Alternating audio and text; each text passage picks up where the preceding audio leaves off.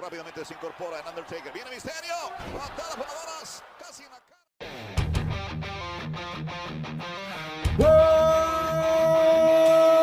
What's up, nerds and nerdettes and wee little nerdlings all?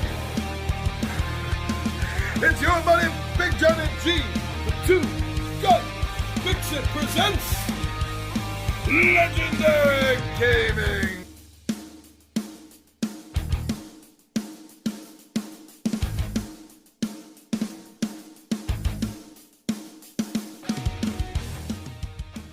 Perilous Worlds brings us the title that asks the question, Kickstart or Dropkick? This is a 1 or 2 player game for ages 14 and up that should run 30 to 60 minutes. In a mall tavern, Conan hears the tale of an enormous jewel called the Elephant's Heart, and of Yara, the terrible sorcerer who possesses it, drawing power from it to fuel his strange magics. Near the mall stands the impossible tower that houses Yara, his jewel, and his soldiers. A tower that no one dares enter, with walls polished to infinity, so none can climb them. Thus, there is no way to acquire the jewel. But for Conan, when desire is coupled with courage, there is always a way. Conan the Cimmerian, the Tower of the Elephant, is a towering tabletop combat adventure in which you fight to steal the elephant's heart. There are 2 ways to play. In solo mode, a single player becomes Conan, battling the game itself. In battle mode, one player becomes Conan and the other player becomes the twisted wizard Yara, casting spells, deploying soldiers, and eldritch horrors to punish Conan. Wow! I mean, right there, I gotta tell you, from the beginning, I'm judging a book by its cover a little bit, because this does excite me. I am a huge fan of Robert E. Howard, both his mythos tales as well as his other creations such as Conan. And when I see that there's a Conan game, I get excited. When I see a game that has 3D elements to the board, I get excited. So this game brings together 2 things that always interest me. But is that alone enough to want to back the game? Well, first of all, what comes to my mind is there have never been an abundance of Conan games on the market, and this is the only one I have ever heard of that is specifically a 1 or 2 player game, but specifically made, as far as adventuring and dungeon delving goes, as a 1 player solo experience. Now, when I mentioned a 3D board, the boards themselves are actually flat, but the game literally is a tower. You see, this box comes with like 8 other boxes, 9 other boxes all in it. And these boxes represent the different levels of the tower. So you will literally be going from level to level on your hunt to find this fabulous gem. Another thing about this that caught my attention is that it does have aspects of RPG to it, which is very fun. In between scenarios, you're going to be earning XP. You get to keep equipment that you found and keep re-equipping your character to make Conan better and better as the game goes on. You level up, your character grows stronger between these scenarios. That is something else that completely caught my attention. And speaking of these scenarios, the core game comes with an entire book of them.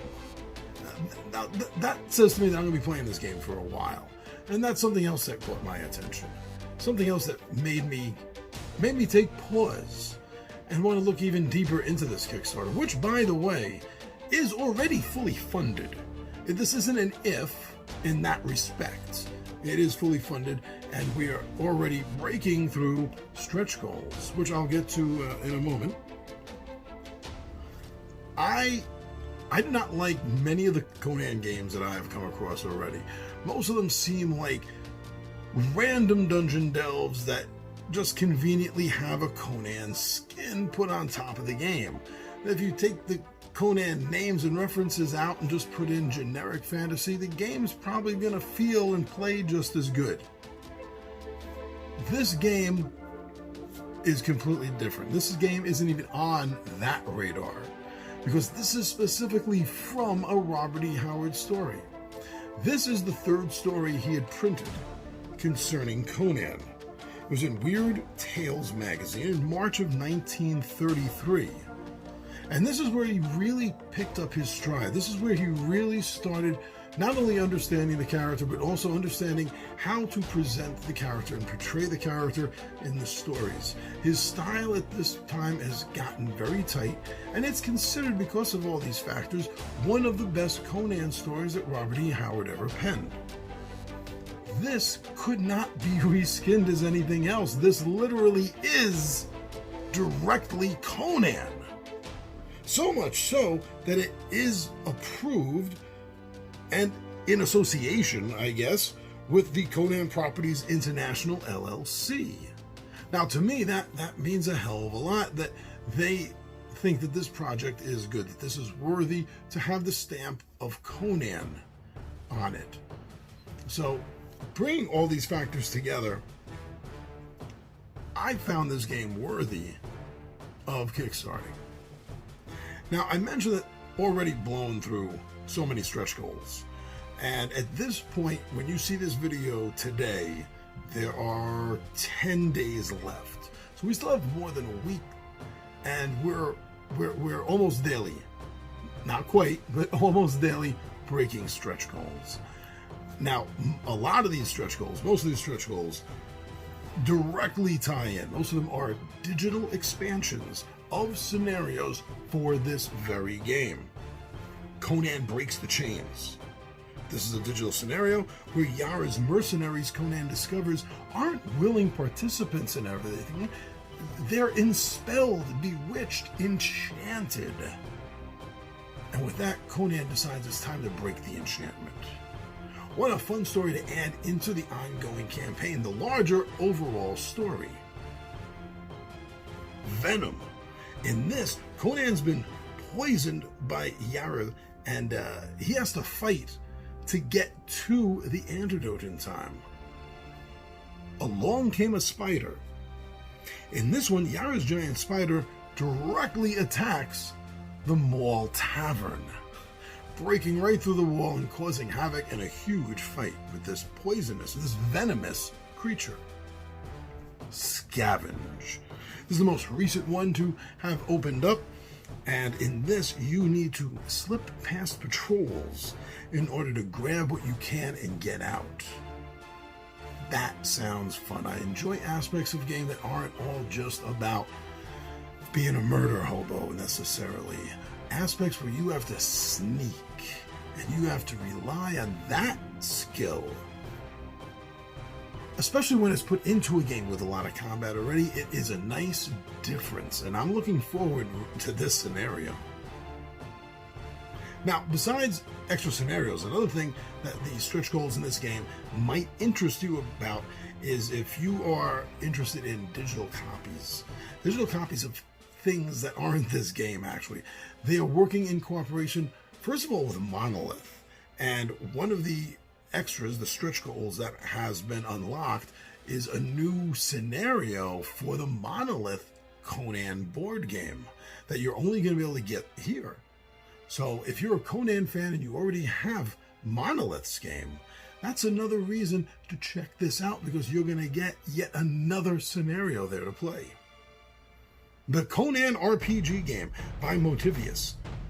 This is also added in as a digital giveaway. This is part of the stretch goal. Here you go. Thank you so much for backing our game. You can have a digital copy of a Conan RPG game.